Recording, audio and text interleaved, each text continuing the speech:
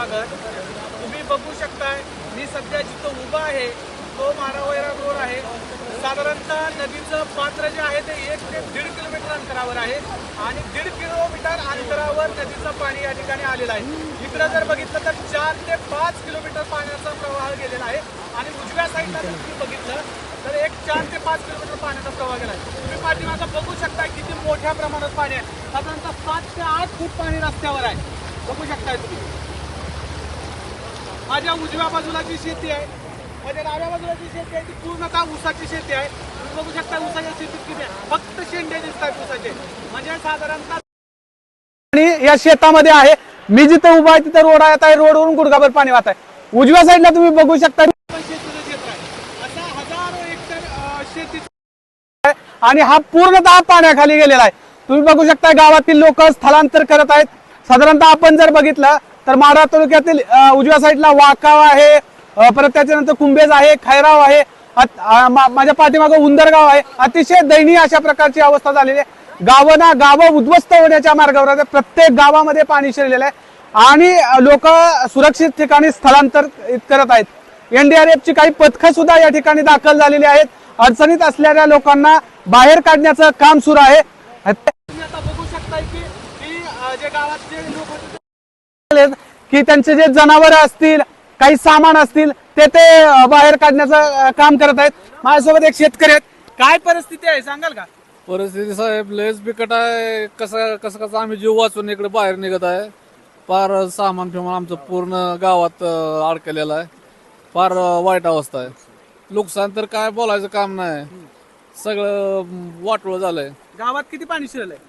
गावात आता डोक्यावर कमर म्हणजे ज्या ठिकाणी चढ उतार आहे त्या ठिकाणी पाणी. काय काय जनावर होती का? म्हैसच फक्त होती? म्हैस होते, गाय होते. बरं नेले का बाकी? हा नेले. म्हैस राहिली होती त्यामुळं माघारी आलो. नुकसान काय झालं? नुकसान काय भरपूर झालं. नुकसान काय बोलत होतं. तर आपण बघू शकता की यांच्या घरामध्ये पूर्णतः पाणी शिरलेलं आहे. ज्वारी असेल, गहू असेल, गवती सगळं पूर्ण भिजलंय. या संपूर्ण धान्याचं त्यांचं वाटोळं झालेलं आहे. प्रचंड अशा प्रकारचं उद्विग्न अशा प्रकारची परिस्थिती माढा तालुक्यामध्ये निर्माण झालेली आहे. गावोगावची परिस्थिती आहे. माझ्याबरोबर दुसरे शेतकरी आहेत. काय सांगाल, काय परिस्थिती आहे? झालेली आहे. बरीच घरं पाण्यात गेलेली. ज्वारी गेली, गहू गेली. तुमचं काय नुकसान झालंय?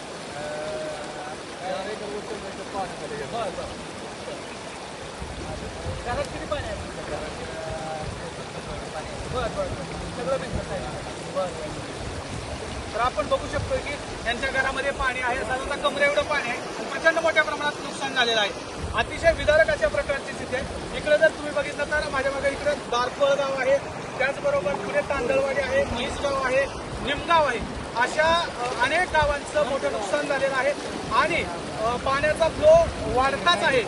प्रशासनानं दिलेल्या माहितीनुसार सध्या कोळेगाव धरणामधून साधारणतः 80,000 क्युसेस पाण्याचा विसर्ग सीना नदीत सोडण्यात येत आहे. त्याचबरोबर खासापुरी जे धरण आहे त्या धरणातून सुद्धा 50,000 क्युसेकचा विसर्ग सोडण्यात येत आहे आणि त्याचबरोबर जे चांदणी धरण आहे त्या धरणातून साधारणतः 40,000 क्युसेकचा विसर्ग त्या ठिकाणी धरणामध्ये सोडण्यात येत आहे.